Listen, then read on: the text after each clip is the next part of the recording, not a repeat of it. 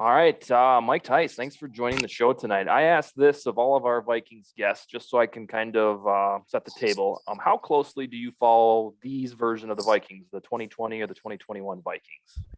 You know, I have really followed them closely up until this off season, and I really haven't paid much attention. I picked up the draft a little bit. I won't get started really until training camp starts because honestly, I've been working really hard on my foundation. We have three charity events in the last. Well, we had one last week. We got one this weekend, and we have one 2 weeks after that. So I've been really focused on that. And Okay. my wife Diana is asking me, Big Mac, am I crazy? She thought I was retired. I haven't really delved into it. You know, I started looking at some stuff the other day on how teams did in free agency, making sure I know where all the moves were. Because I'm going to I mess around with a little podcast, but it's not just for friends. And I was going to do my son Nate, who has a very successful podcast on The Athletic with Robert Mays. He told me I should do the top 5 offensive lines in the National Football League with film to back it up. And I said, that's a good project. That is. So once I start doing that and start peeking at film again, Big Mac, then I'll probably know, guys, a little bit more how I feel about the Vikings. But let me say this. They're going to get some guys. They get Danielle Hunter back from that neck injury. That's going to be big for them. They get the linebacker back. That's big for them. Made a couple moves in free agency. They lost a tackle that shouldn't have been playing left tackle anyway. You know it, Big Mac. He's not a left tackle. Right. I remember grading him when he coming out. Good kid out of Iowa. They drafted a local kid here out of University of Boise State, University of Boise, or Boise State, whatever the hell you call it. But he's a local kid here from local high school in Washington State. I'm in Seattle. And I'm just getting to the point of I'm just worried still about that offensive line. And then Rick Dennison, gets let go because he wouldn't take the COVID shot, or didn't he not let go, or what? Now he's a consultant. I'm sure that was because of lawsuits. Poof, you're a consultant. So it's going to be interesting to see what those guys do up front. It's a perfect segue, sir. So I appreciate you bringing that up. So Dennison gets moved to this special assistant role. We'll see what that actually is, but the promotion goes to Phil Rauscher, who entered his 7th year as a coach, and this will be kind of his first big gig. So I'm curious if you could share some insight. Is the promotion of an assistant usually, do they maintain continuity, or do they typically bring fresh ideas to the scheme? Well, I think a couple things going there from my experiences in those meetings. You now promote the guy that maybe had deserved it before, and who knows? I don't know. I'm not in the meetings. I'm not in the building. I don't watch and see. Maybe he's deserved it before, so maybe it's a good thing. I don't really know his background that much. I know Rick really well, but they're keeping the guy that was his boss in the building. So how much of flexibility is he going to have to do, some of his own things, Big Mac? I mean, is he going to have that flexibility to do some of his own things, or is he still going to be under the guidance of Rick? Bryant, how do you see that? If you were heading into camp, either as a rookie or a veteran, maybe for your sake, a veteran for this question, and boom, the guy in charge is going to have a reduced role, whereas the assistant is now the head honcho. Would that be awkward or what? It really kind of depends on what you thought of the assistant prior to going into that season. And if you had kind of faith in him then you might be happy. But if you was kind of unsure of him, you kind of go with the flow through training camp to see what you kind of felt in personally. Okay. Sally, you are a Mike Tice enthusiast, and you always have been. What do you have for Mike Tice tonight? Mike Tice, I love you. You're my favorite human. So really cool to talk to you. First, you brought up your charity. What does your charity focus on? We raise money I did a golf tournament last week that I've done. It's our 10th year down in Minden, Nevada. My buddy owns the hotel and the small casino. We've been doing it down there for years. Big Mac, I had Todd Stussy in as a guest. I had Rod Woodson in. And Brian Cox is one of my dear friends. Brian Cox comes every year. it's not a celebrity deal, it's a charity deal. So we've been doing that for 10 years. We were lucky to raise $167,000 for the Boys and Girls Club down there. Oh, that's great. Yeah. And so then this one I'm having this weekend, our local high school did not pass the budget. So they hit me up. Last year I bought, my wife Diane and I bought the football jerseys for the football team, but they have other sports that need uniforms. So we put together this little youth clinic free to the kids, but we got a couple sponsors. And it looks like we're going to be able to raise about $5,000 for the booster club to help the sports out in our local community. That's like 10 minutes from my house. And then the following week, my son Nate gets married, Big Mac, in Vegas. Oh, Nate! Yeah, I remember Nate as a kid. Yeah. When they taped him to the goalpost and stuff. Yeah, Nate get married, and then after that, I have my second celebrity tournament where we got a great list of celebrities. Steve Jordan's coming in. I got North Turner coming in, Chuck Pagano, Dirk Cutter. Oh, okay. A bunch of old Seahawks. Tell Chuck I said what's up. Huh? Chuck was my coach down in University of Miami, so tell Chuck I said hello. Oh, was he? Yeah. Chuck's a good man. I like Chuck. He is.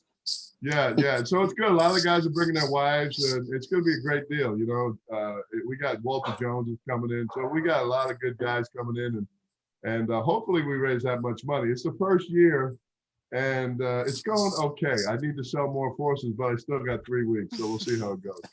It sounds like you need to get BMAC down there. Yeah, a little right? social butterfly. Right. Yeah. Okay. That's what I need. Exactly.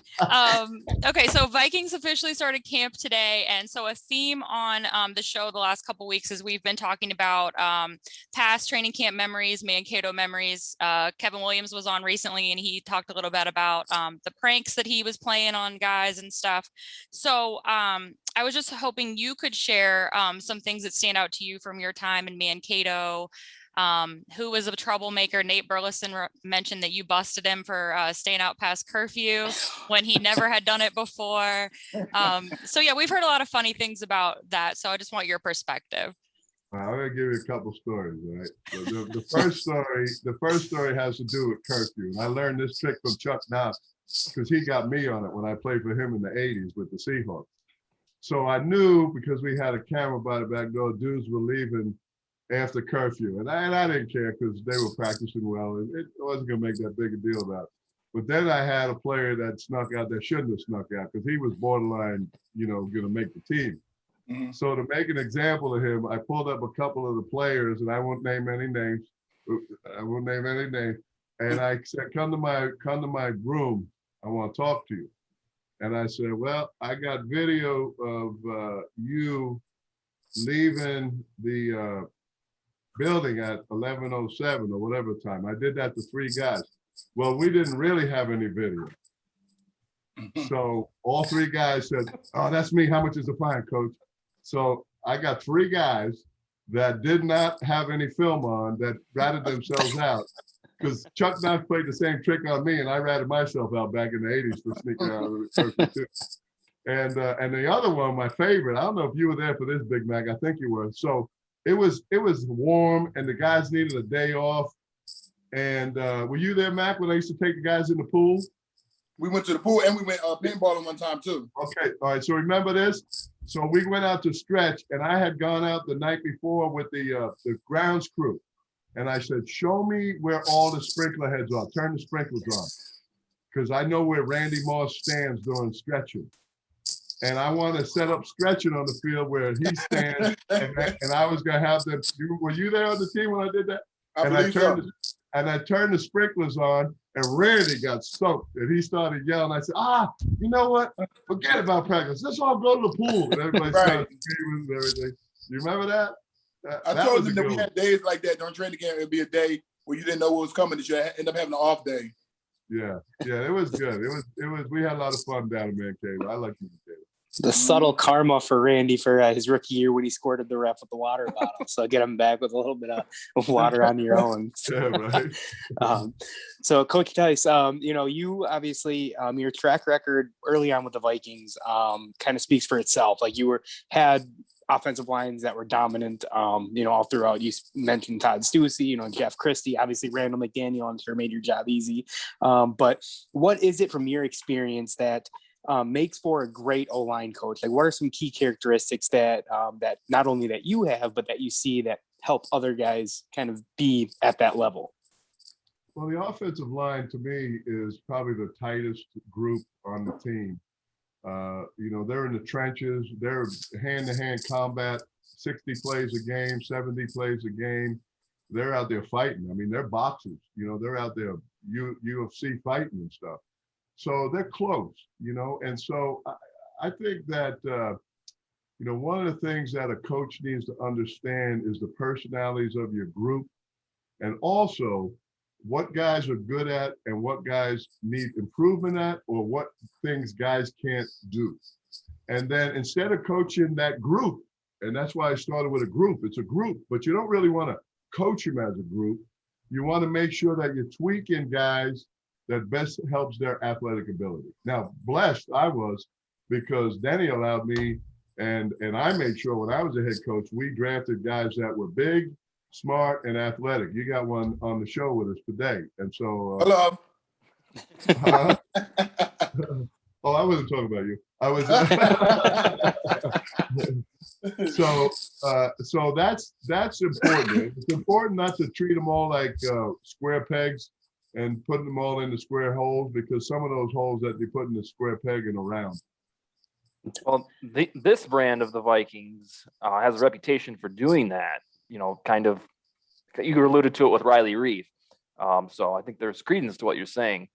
You coached the Vikings during an era for the Vikings where they emphasized offense, and more offense. And then over the past decade with Leslie Frazier and then Mike Zimmer, we've pivoted towards defense, and we're not, shy to admit it, per Zimmer. Do you think when the Vikings eventually move on for Zimmer, it'll happen in the next decade, do you think the pendulum will swing back where the Vikings go with an offense coach in this offense era, or is it too tough to say? That's not a question that I think I can answer. I'm not the general manager, and I certainly don't sit in on any of those meetings. And I know they're not ringing my cell phone telling me or asking me what I think. So I don't know. And I think Mike is a hell of a coach. Mm-hmm. They had some injury problems. You had some COVID things. You probably had a little, like every team does, you probably had some personality things going on in the locker room.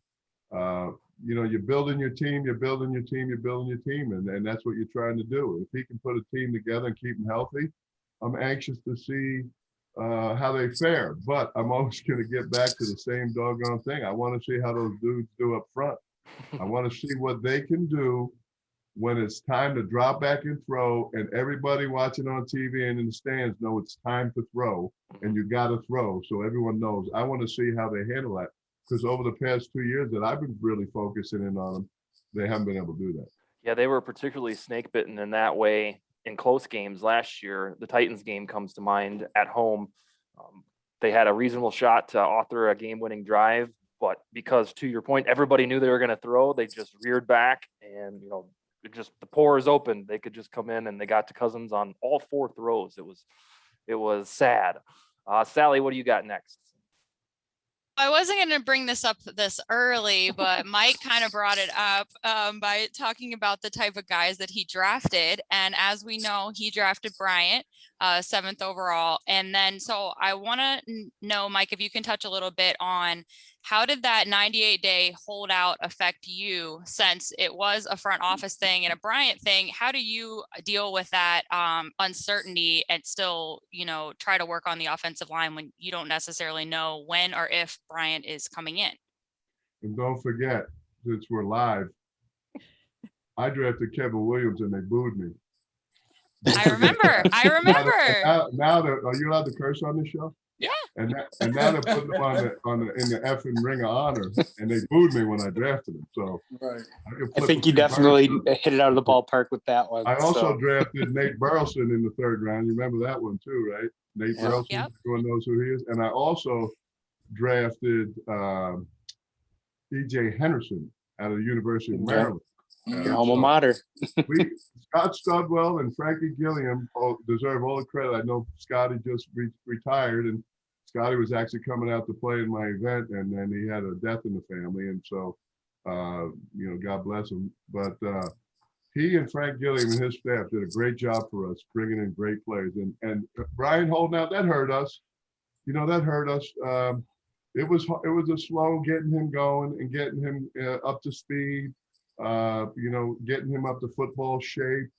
But he had a great career for us, and he was able. It was nice to have a guy once he got rolling that I didn't have to chip help on. I didn't have to slide the line. Hey, you're out there in the island. We know you like the islands. We know you like Miami. Get out there in the island and block their best guy. and he did a great job for us. What a great job. And as Bryant's mentioned on the show, he never had a backup. So all the trust in the world to let him go out there and succeed. Really got hurt. And then also another feather in your cap, your alma mater in Maryland, when you brought in Sean Hill, obviously as a backup, like he had a long and, he was a very good backup for a long time. So kudos to you on that find as well. So I have a question more so kind of relating to, I know you'd mentioned that you haven't followed necessarily like this offseason and kind of what's transpired from teams, but again, based on your experience with developing a young offensive line, the Vikings have put a lot of draft capital in their offensive line over the past few years. And again, it could be the square pegs and round hole situation, but how do you go about maximizing the potential at each of those spots when there is so much draft capital wrapped up into that line? Well, I've always said this, and I know Bryant's heard me say it, and if he hasn't, he wasn't listening, but there's a number of different ways you can get your team better, all right? You can bring in free agents and have instant talent.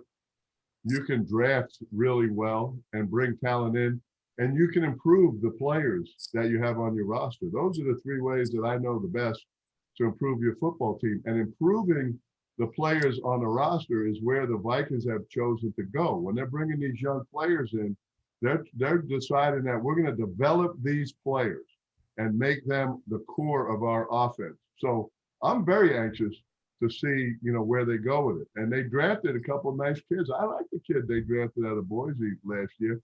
I was surprised that during the season they didn't, start him a little bit, but we'll see. Ezra was his first. What's his last name? That kid. Cleveland. Yeah, Ezra Cleveland. Yeah, nice pickup, athletic kid. So I think they have some talent in that group. I'm just anxious to see how they develop it. Again, that comes down to coaching. What about the notion that Cleveland played left tackle in college, and now we're going to play him at guard? Do you have any beef with that, or not necessarily? I really don't. I really felt like he was either a right tackle or an inside guy when he was coming out. Okay. He's athletic, but I don't know that he's, and Brian, could speak to this too, is I don't know if he's stout enough, and I don't know if he has long enough arms to be out there on that island. So, they do a lot of play action, which, gives them the ability to jump the player in front of them. Jump, what I mean is short set them, get on them real quick, because you got that play action from that good back coming at you. So there's ways to protect players and help them grow and help them gain confidence. But at the end of the day, they all got to be able to pass protect one-on-one.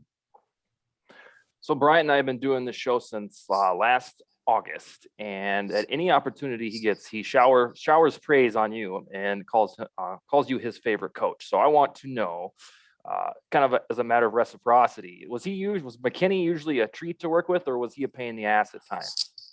He wasn't ever. Let me say this, and I'm saying this in a loving way.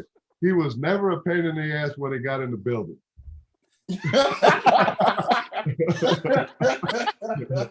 There were a couple of times, and he'll vouch for this, that I did reach out to his mom. Yeah. And had to talk with his mom. Shelly?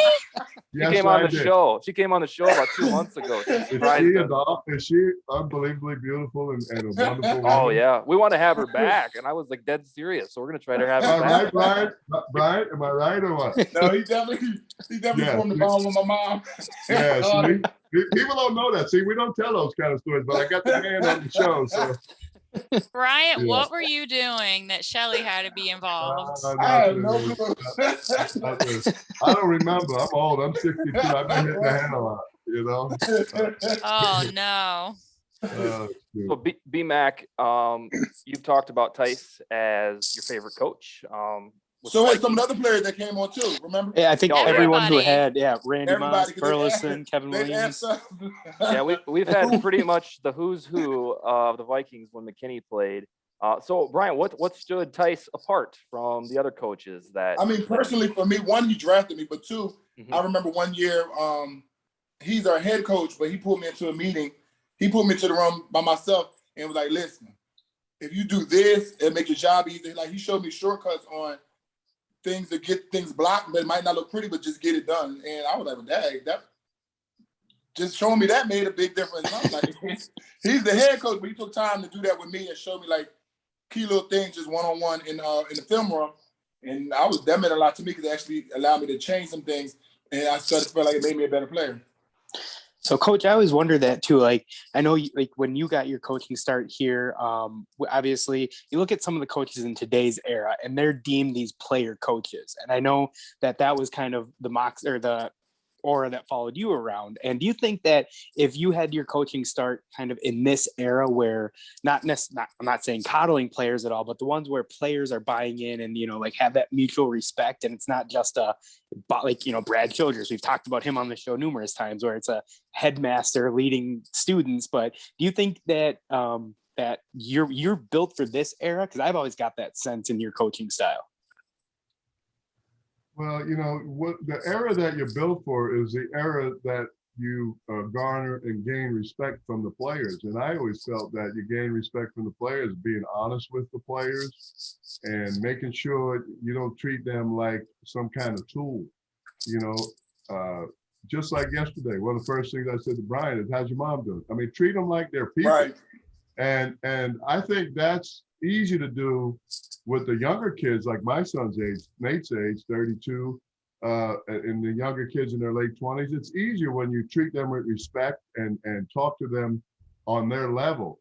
I don't know that I could last very long with a guy that doesn't want to be corrected, though. And so some of these young guys just don't like being, we all don't like getting corrected. No one likes being told they're wrong. And I always tried to use a style where I would correct him, then right after I corrected him, I would tell him something good I saw. So that the last thing he remembers was me telling him something good. He doesn't even remember. He remembers, but he's not focused on the player that I just corrected him, But later in my career, when I was with the Rays at the end, there were some problems, and it wasn't in the O-line room. There were some problems with players that just didn't want to be coached, or they didn't want advice. And would actually, I seen that too at the end of my career too with some of the players. Yeah, and what they would say to me actually was, because I was, Jack's right-hand man, so I felt like I could coach the offensive guys. And there were players that would come to me after and say, man, I can't believe you dissed me in front of my guys. I can't believe you called me out in front of my guys, my players, my team. And I'm like, I'm a coach. I'm trying to help you be great. I'm not picking on you. I'm not trying to help you be great. And the problem is that that's the way society is now. That's the way the kids are now. And so you feel like they're more sensitive? You feel like they're more sensitive? Yes, very sensitive. Right.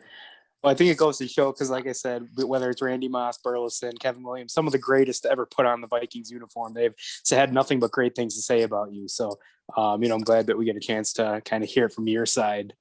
Any thoughts now about getting back into coaching, or are you has that ship sailed for you and you're on the next thing? I am on Social Security, and I am taking my retirement from coaching and playing. But I will say this, there are a couple guys out there that are friends of mine that if they got head jobs, I would certainly, at minimum, come help them in any role that they ask me to help. Certainly, I would hope that it wouldn't be a full-time O-line job. I don't know that I want to work 80 hours a week anymore. In that Rick Dennison role as the consultant. But I would love to, if a couple of my guys get head jobs and a couple of them I think have a shot the next 2-3 years, I would certainly be right there for them, because first off, they're friends. Mm-hmm. And second of all, they're either guys that I helped develop, or they're guys that I played with and coached with or coached for. If they get head jobs, without a doubt, they ask me to have a role, I would certainly entertain it, Now, if it came down to Diane would say the first thing that would come to her would be, what city is it in? We've had a couple Vegas, towns, you're a gambling man, right? yeah, of course. Yeah. We had a couple of stops that we didn't like too much. So Yeah, I what won't was say that. Diane's favorite? Favorite? Favorite Well, city, yeah. obviously Seattle. We retired in Seattle. Yeah. We did 10 years here with the Seahawks, and we fell in love with the place, and we really never left. We've always maintained a home here. Our second favorite was Chicago. My Minnesota guys are going to be mad at me. Yeah, we are. It's a great city. It's a great city. And then, of course, Minnesota. Minnesota, Chicago are the same, but the thing about Chicago, it's a big city. It's a big town. It's the second city. So we really enjoyed our time there with Lovey, and we really felt bad that Lovey, we felt, got screwed going 10-6, and I'm sure I was a part of it. I was the offensive coordinator. We went 10-6, and they let him go. So of course they let us all go. But that was a tough deal because they haven't really done anything since Lovey got fired. Mm-mm. Well, speaking of getting screwed, you got screwed when you got let go in 2005. Do you think that the Wilfs coming in as the new owners would have wanted to hire their guy regardless of really how things went? Well, we had a rough off season. Mm-hmm. Yeah. We had a severe injury to the Super Bowl ticket thing, whatever it was. Certainly I know that the fine was dropped, so that is what that is. The other part is, we had the issue during the bye weekend. Mm-hmm. That didn't help things any. We've talked about it. We can talk about it. When we came back and won all those games in a row and just missed that playoffs in the second to last game when Pittsburgh beat us, where my man Brad Johnson made a couple of uncharacteristic mistakes in the red zone. We beat the snot bubbles out of Chicago in the last game, and they went on to go deep into the playoffs.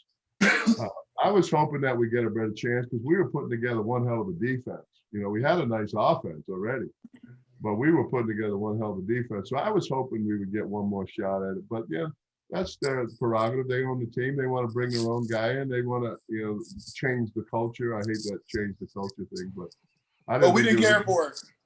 Huh? We didn't care for the person they brought in.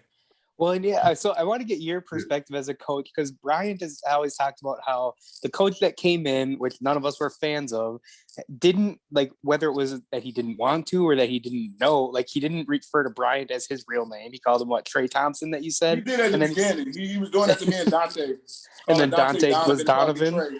Like first of all, that's not our name. Yeah, no coach coming into a situation doesn't know their star quarterback and starting players' names. Like, is that something like just an ego play, or I guess? Listen, I know the man and say hi. That's it. So I don't know. I've heard good things about him. I've heard bad things about me. So I think there was a big push to change the culture, and they wanted what they felt was more discipline. I don't think we led the league in penalties at any point when I was the head coach. If I'm wrong, I'm wrong. I'm sure all these stat mongers out there will have that on social media if I'm wrong. But I don't think we led the league in penalties. And, to me, that's a sign of an undisciplined team. But here's what it is. Men will be men. Men will be men. And you're going to do better playing with guys that got a little shit in their neck. And I'd rather take those kind of guys and go to war with them than go to war with another type of guy. Yeah, well, this might be a loaded topic, but Red McCombs, obviously there was a lot of issues there with him and how he thought that you should run the team. So how does that go when he just trades Randy Moss in the middle of the night and then sells the team? Were you involved in that conversation at all, or were you just as surprised as he was? Well, we knew something was going to happen. There was financial things out there that made it less viable for the buyer to buy the team. And anytime you're trying to sell anything, I mean, we all know this. If you don't know it, you should know it. Anytime you're trying to sell anything and you can lower some of your bills and some of your expenses, what you're trying to sell becomes worth more money. So he's a businessman, and it is what it is. Is it true that you had to use your own money to fix Winter Park's air conditioning and heating, or is that not a rumor? No, but I did use my own money to fly Winfield in. Yeah, I was going to ask you about it. You got a private jet, right? That's right. That's He right. wouldn't help you buy that, or you just wanted him that bad? Well, we won't get into it. All I Okay. know, all I know is we signed him. Well, And there you go. all I know is it took a while to get our money back. But we got it back. So Kirk Cousins enters year 4 as the Vikings quarterback, and he's the first quarterback to start 4 consecutive seasons since our guy Dante Culpepper, who we alluded to a few moments ago. Most of the Vikings fans believe that he's capable of leading the team to a Super Bowl, but there's this incessant small portion that yells the loudest that thinks that he ain't it. Do you think Cousins is capable of bringing a Vikings roster to February football? You know, I do. And actually, I'm probably a bigger fan of Kirk's than many of the Viking fans, because I read some of the stuff on social media. I think he throws a tremendous deep ball. You know, I think he's learning to be more poised. I don't know what kind of leadership he brings to the table. I can't say that. I'm not around him in practice. I don't know that it's he would get 5 stars in leadership, but he has the tools to bring the team to the playoffs and farther, maybe, if all the other pieces around him and that defense play better, especially the defense plays better than they played last year, because last year was definitely not characteristic of a Mike Zimmer defense. I agree.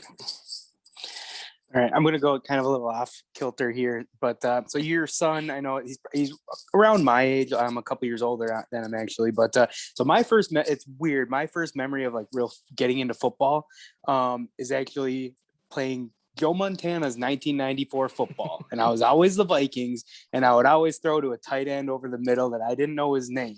Now, as I got older, my dad, when we hired you as the head coach, he was like, "You remember that guy you always used to beat me up and down the field with?" So I remember just running shop with you as my tight end number 2 and just throwing it to you over the middle in the dotted football games. So having your son, you know, with the athletic and everything and growing up in that video game era, did he ever experience any of that type of stuff where, you know, playing video games with his dad on it, or kind of trying to replicate things that, you know, obviously with the 98 non-Vikings with Randy Moss, did he ever have any fun with that kind of stuff? Oh, my son is a video game fanatic. I mean, I remember when he was staying with us when we were coaching the Raiders, because he was on that staff for Jack, and I'm hearing this talking in the room. I'm saying, damn, he's loud on that damn phone. He's playing video games with headphones on, and they're talking to each other playing video games. And so when we moved back into our house, when we retired 3 years ago, we found a lot of stuff. There's boxes and boxes of Sega and Xbox, and he's got the stuff all over the place. So I'm pretty sure at some point he was playing a game and his old man was out there blocking. I don't know how many catches. You must have had the mythical Mike Tice, because I didn't catch any damn balls. Well, you were always left open, so it was like yeah, that's because they knew they weren't going to throw it to me. Being a 7 or 8 year old that you don't know no players, no numbers, you're watching it. Hey, he's open. I'm going to throw it to him. So now, Brian, kind of on the video game part of it, did you ever watch your Madden rating and kind of? I know kids these days now really care about what they're rating and what their measurables are. Did you ever care about any of that? I always would just take a peek at it to see where I was rated at them. Yeah. You agree or disagree? I've never played Madden in my life. They always kept me like in the 90s, so I was okay with it. So you would peek at it and make sure that it, fit your standards? Yeah. Oh, okay. That's what we like to hear, B-Mac. Sally, what else do you have for Bryant or for Mike? Well, this reminded me of the Aaron Rodgers situation, Mike, when you were talking about respect and actually having real conversations with your players as a coach. So I'm just wondering if you have any perspective on what is going on there. I don't know if you heard Aaron's press conference today, but he did give a lot of insight into why he has been so disgruntled. And I feel like just from what you've said about the relationships that you have with your players, maybe you could see where he's coming from. So what did he say in a nutshell? He basically said that he feels, as being a part of the organization for 16 years, that he would like to be involved in conversations, whether that's with free agents or with maybe retaining some guys who had left, like Randall Cobb or Jordy Nelson, stuff like that, because he does know the dynamic of the organization. And he just says he's never been consulted on any of that, even though he's asked several times, and he just feels like there is a disrespect there. He has the same agent as a lot of the guys, and so he can talk to people in the off season, and he works out with them, and he offers his perspective on who might be a good fit, and they never even listen. They just dismiss it, things like that.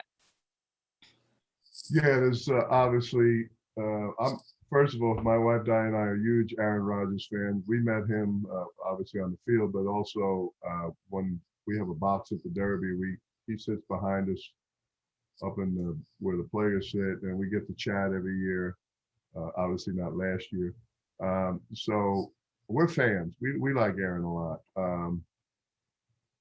I just think that there's a disconnect there. And that's what it sounds like to me. It sounds like, maybe, one of those hate things going on. It's like he's popular. He's more popular than the organization. Mm-hmm. And they don't want him to be the guy that tells them who they should keep or not. So there's a problem there. And I think it's a big problem. And we'll see. I mean, but he's a competitor, and he's a great player. He's had a great career, and he can still throw it.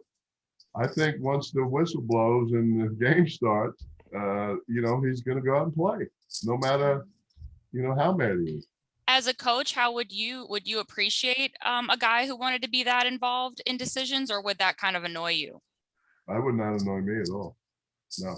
In fact, I'd be in there asking him what he thought. What do you think? Yeah. I'll go talk to them for you. I'll go talk to them for you. Yeah, that's what you would think. I mean, it's so bizarre to me. But yeah, he was very well spoken today. I feel like he explained himself really eloquently, and it made a lot of sense. And I just don't understand not cherishing that insight. You don't have to listen to everything he says, but at least hear him out. I don't. Yeah, at least throw him a crumb or something, At least pretend you care what he has to say. Little crumb, like, keep one of the guys he wants or something. Bring someone in he wants. Give him a little crumb.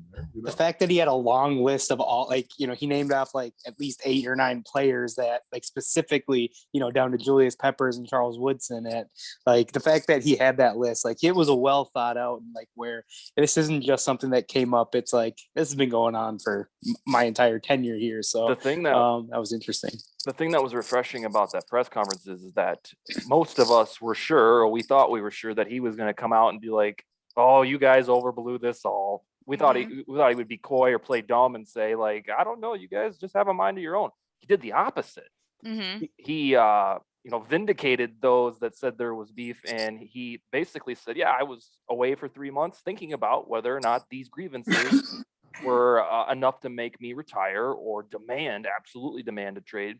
And I think it just got their attention. Now, whether or not they effectuate his list of demands, we'll probably find out next offseason, maybe in dribblings this season.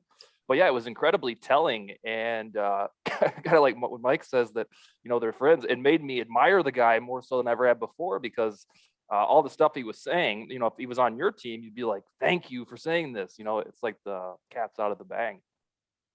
Yeah, well, we'll see how that plays out. That'll be interesting. Yeah, it'll be especially magnified now, because if shit gets weird on the team, or they start out 2-3 somehow, then that's all we're going to hear about. And they've set it up this way, and Rodgers was involved in that, making the turmoil something when it may not necessarily be that, but because there was 3 months of inactivity, or just a simple indecision. Now, if things go just a little bit awry, we're going to be glued to the reactions of LaFleur and reactions of Rodgers. And so, yeah, they got big expectations. When do the Vikings play them? November and December. I don't know the weeks, but it's the second half of the season for sure. Yeah, I got the schedule right here. I got to put my glasses in. Oh, okay. The best part the best part for me about what Rodgers had to say is his subtle jab at Green Bay. It's not a vacation town. No one's coming here to come here. They're coming here to play with me. Yeah. And that's I true love that. though. It is, yeah, Yeah, absolutely. they play him on the 21st of November at home, and then, like you said, January 2nd in Green Bay. Nice and cold. Week 16? Or I no, think that's that'll be 17. 17. Yeah. We had a little stretch where we went there in September and got it out of the way. And When was that? The last this 2 year? years? No, Last couple years. October. last 2 years, you're tripping. 2 or 3 because the Daniel Carlson one too. Yeah. Mhm. Oh It was- God, I'm sorry. I blocked all that out. It was traumatizing. Never mind. No, it was I think it was the last 3 years where No. no? I thought it was. Last year they opened here. Remember week 1? But That no, we was still here. played them early. I'm talking about avoiding Green Bay. Oh, in the winter. November. Yeah, that's been since 2017. Yeah. Okay. Oh yeah, that first game. That's when they had the penalty in the end zone. That was bogus, or the non-penalty, or whatever the heck it was. You remember that when Dalvin Cook? The Dalvin Cook, we had the touchdown to Diggs, and then Oh. they went and looked at the pass interference, and somehow him running a drag Remember route is that? gonna. Yeah, that was bad. BS, man. I Yeah. made a big deal of that. That was not, Yeah. I swear to God, when they had that year where they implemented reviews of penalties, that was the only time all season where I saw them go look at something and they're like, by the way, since we're already looking, here's a penalty that we saw unrelated. Right. And they negated the touchdown. And I swear that I never saw anything like that while they're like, well, while we're at it, we'll just go ahead and assess offensive holding. Yeah, Ron- that was pretty bad. Ron, what else do you got winding down with Mike Tice tonight? Well, I guess now the transition away from NFL. Now, I mean, we got the man himself. With college football, the landscape of that. With obviously Maryland joined your alma mater joined the Big Ten years back. But now with everything that's going on with what is it? Oklahoma and Texas wanting to leave the Big 12, and then there's Kansas and Iowa State, I think, all these other ones. I don't know how in depth you follow college these days, because I'm not one who really does. But either your opinion or Bryant, I don't know if the ACC is affected, but what do you think of the landscape of college football? Where it's heading with the players now being able to get paid, and also just these guys these teams just wanting to leave conferences and kind of join up super conferences. What are your thoughts on that? Bryant? Bryant, you got anything on that? No, because that's not my conference.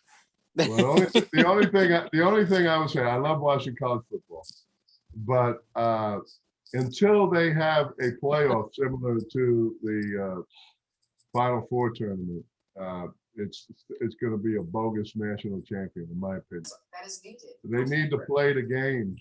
They need to play the games all the way out and come up with a true champion. That's my opinion, and I know a lot of friends that in the business. That's their opinion as well. Stay back. You gotta wait for it because it's. Do you see who's here? Hey, He's on.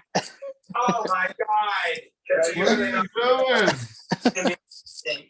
All right. So for How those are you? the listener, My favorite coach. My favorite Hi. coach.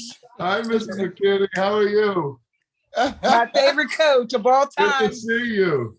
Good to see you too. Oh, you look so beautiful and young and beautiful. It's so good to see you. so for those on audio only, Bryant McKinnie's mom, Shelly's back talking to Mike Tice. No, I don't know what games you've been playing. That ain't. He is my favorite coach of all times. Oh, Shelly, oh, Shelly. Remember I used to call you and tell you to get into Brian a little bit? Yes, I do. Yeah, Yes, see, I people do. thought I was lying. See, you heard it from the horse's mouth. Shelly yourself. So good to see you. You too. It's good to see you as well. Yeah. He always surprises me. I had no idea. Oh, yeah. Yeah. Well, he's a good boy. You raised a good boy. Thank He's you. done well for himself. I hope he's taking good care of you. Well, we'll talk later. Oh, Brian, I'm gonna whip your ass, Brian. I got me a signed Dave Winfield bat. I'm gonna hit you with it. You don't take care of your mother. Shelly, he didn't tell you who was on here? He didn't tell you Mike was on? No, he was like, get on the phone real quick. Here, dial real quick. Like, and this is why I look like I That's look. Okay. That's so great. Well, see how I look. I just had dinner. I had nothing much. to eat. He's got chicken skin in his teeth. I did. Barbecue some chicken. I was on. Well, so good to see you. You too. Take it easy, guys. Oh, All take right, care. well, Really? We'll talk to you Bye. soon, Bye. Shelly. That's great, man. That is so great. What a surprise. Brian's off always game. full of surprises. He hasn't changed a bit. We were doing the show once, Mike, just ready to have a regular analysis show with our internal guests, so to speak. And then all of a sudden, Moeldy Moore showed up. So as the host, I had to scramble to think of stuff to ask him. So he has Yeah, all and his name didn't say Mo, it said Mo Moore on there. So at first I was kind of, I'd never heard him referred to as Mo, so it was took me by surprise because I'm like, He did don't a know who lot of that thi- is. He did a lot of nice things for us, and he made a lot of plays for us, Noeldy. I Oh, like yeah. Noel. Oh, yeah. Mhm. Well, the last thing I got for you, Mike, I know you haven't delved too much into this season because I think you said you were going to do top offensive lines when you have some time. But who would you say is your preliminary Super Bowl matchup prediction? Oh God, you're killing me. I'm not ready until I start looking at some film. That's okay. All right. I can't do that right now. I want to Yeah. see where all the moves are made, and I want to kind of look at some tape on some guy. I get through this tournament on the 16th of August, then I'll start looking at film again. All right. I had So to now try- where can we find your breakdown when you do the top O lines in football? Where would that be I have a available? little podcast called Odds and Ends. Odds and with Ends. Mike Tice. Yeah, and we just do talk about horse racing, talk about football. I do it for my friends. We have a lot of fun. And I pick some games for them because my New York buddies all like to bet on the games a little bit. So I try to help out their wallets a little bit.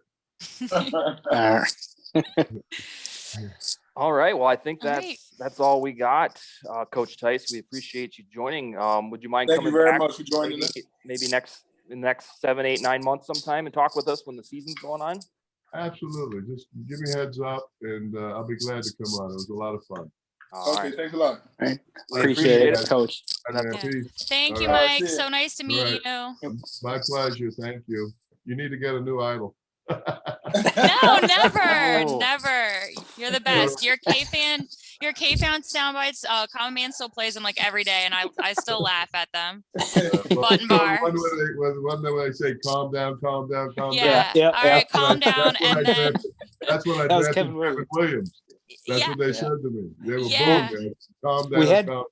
We had Kevin Williams on a couple weeks ago about that, and just with him being inducted in the Ring of Honor. So yeah, like we told him, it's obviously kudos to him for the career he had, but obviously kudos to you for even though whatever happened with moving back the 2 spots, we don't know, we don't need to know, but hey, we ended up with probably the best of the bunch in that draft, so we'll take it. Yeah, it was Yeah. it was all about the same thing we talked about earlier. It was all about saving money. Oh, yeah, there you go. Oh, yeah. Talk to you guys later. Have a good Okay. day. Yeah, All right. have a good Right. one. Thank you. Bye. Thank you. All right. Well, that's all we got for the show this evening. We'll be back next week, fully embroiled in training camp, and have more analysis stuff and Skull Vikings. Right. And So- before next week, like we gotta remind you, or to at least ask you about it, what your thoughts are on the college players being able to profit off of their own selves. And so we'll I think that'll make for a good like on air Yeah. or on Yeah. recording. So we'll think about that. We'll touch on it next week if we don't have a guest or anything. Okay. All But right. Coach Tice was good, wasn't he? Oh yeah, Oh yeah, he was great. Yeah. it was awesome. He's so funny. He's so funny. I mean, love I him. could Now definitely see y'all why. can see that everybody used to call my mom. They did. God. At least he was doing it. Seemed like from a good place. Like Yeah. just hey, like we It need wasn't you on weird. the field producing, not like hey, we want you to convince him to take less money. Like Yeah. Yeah. All Wow. right. You guys have a good night. All right, you too. bye. Talk Have to a you good soon, All right, one. Sally. All Yep. right. later, guys. All right. All right, bye. Dustin. Yeah. Where do I get this link? Do It's I the have same- it? No, I'll send it to you again. Oh, okay. All All right. right, bye. Talk to you in a few. Bye, guys. Later.